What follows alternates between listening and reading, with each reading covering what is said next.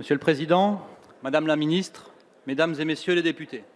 Madame la Ministre, vous n'avez cessé de nous expliquer à quel point votre réforme du Code du travail est moderne, adaptée à son temps, en promouvant la flexibilité, en libérant les énergies pour que les entreprises puissent créer enfin de l'emploi.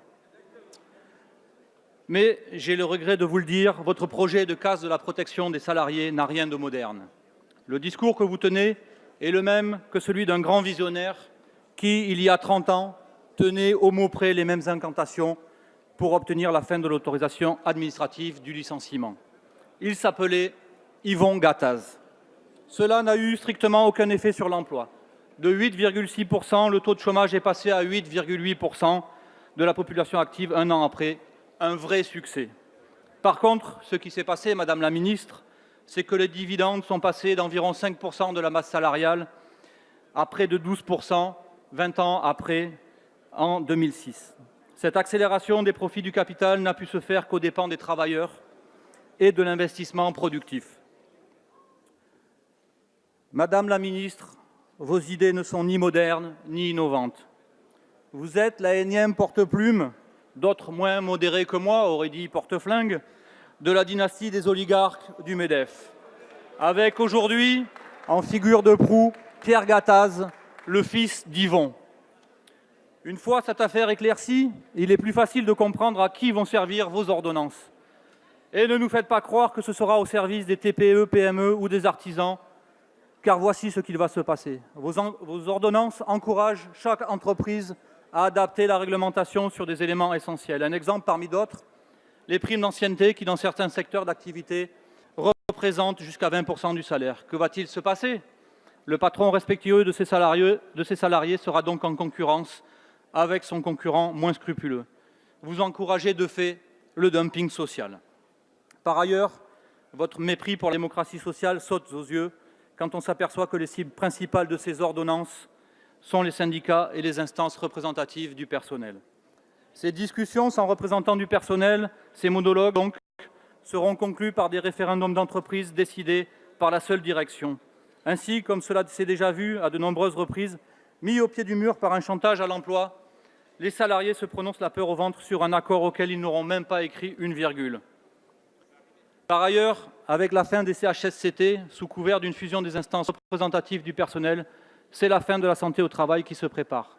Votre logique est dans ce domaine limpide, comme l'illustre la fin du compte pénibilité théorisé par le président Macron. Je le cite, « Je n'aime pas le terme de pénibilité, car il induit que le travail est une douleur. Est-il seulement allé demander aux employés de chez Lidl, qui portent 8 tonnes de charges par jour, si la pénibilité est un fantasme? Est-il seulement allé voir les travailleurs agricoles exposés toute leur vie aux pesticides, si la santé au travail n'est pas un sujet?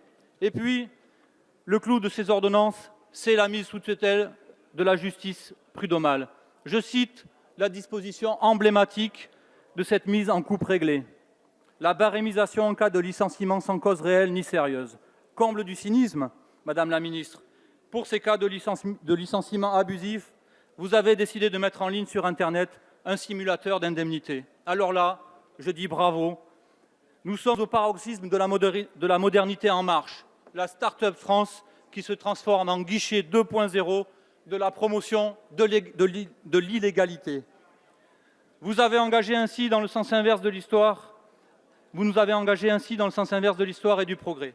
Alors que notre pays disposait d'un code du travail pour tous et d'une convention collective adaptée à chaque secteur, vos ordonnances permettent à chaque entreprise de faire son propre droit. Alors que la République produisait le droit protecteur pour le grand nombre, vous transformez notre droit social en un agrégat de petites féodalités qui auront chacune leurs coutumes au profit de quelques-uns. C'est donc bien la fin du principe de faveur que vous actez ici et la remise en cause de tout l'ordre social qui organise notre société. Dans la ligne droite de la loi El Khomri, vous allez encore plus loin sur le fond, je viens de l'expliquer. Mais vous faites aussi fort sur la forme. La loi El Khomri avait le 49.3, vous avez les ordonnances. En cohérence, après nous être vivement opposés à la loi travail numéro 1, nous voterons contre ces ordonnances en attendant de pouvoir abroger ces lois. Nous vous donnons ici rendez-vous. Nous sommes persévérants, n'en doutez pas. Merci.